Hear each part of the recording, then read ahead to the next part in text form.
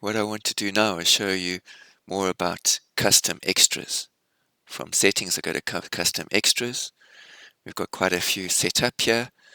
I just want to show you an example of an itemized one. I've called it bananas, which is itemized. So it's set up, and you can set it up as we've said in a previous training video here. Coming to pay an employee, I'm just looking at my first employee, and I want to show you custom extras are dealt with down here. And I look for bananas. It's an itemized rate that we've put in here. So if I put obviously 20, it'll multiply it by the rate that I've set up, which is 10. Let me just give an example of days worked here to save the payment. And then on the payslip, we'll see under bananas, the amount is here. Here it's as a deduction because it's been set up as a deduction. But what you can do is, for that same itemized rate that you apply to everyone on the settings page, you can come here individually to any employee, and here are the extras applied already. So this is the same employee we're dealing with. Hello again. And I want to show you the bananas example, which is itemized.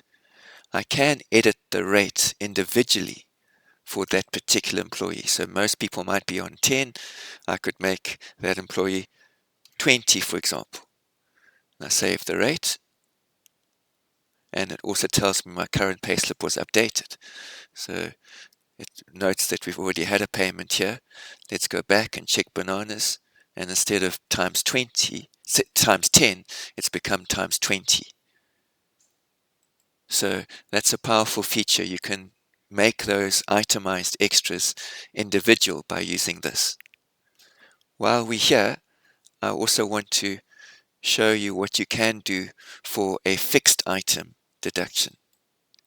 So an example of a fixed item deduction is here. I've got a school deduction that I've set up as 55 over everyone.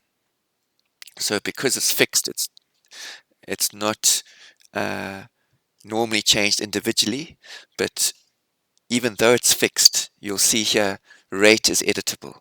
So on this new payment capture screen, if you want to set up an individual rate that will be remembered from now on for, say, this employee Jim T. Banda, you can make the school rate, because even though it's a fixed deduction, I can change it to, say, 100, and it will apply that when I save.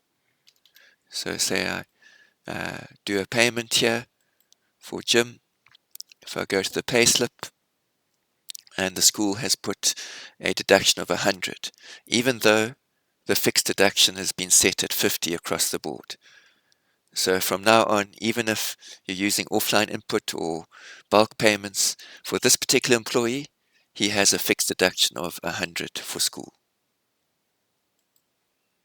That's the end of this help for custom extras, specific examples.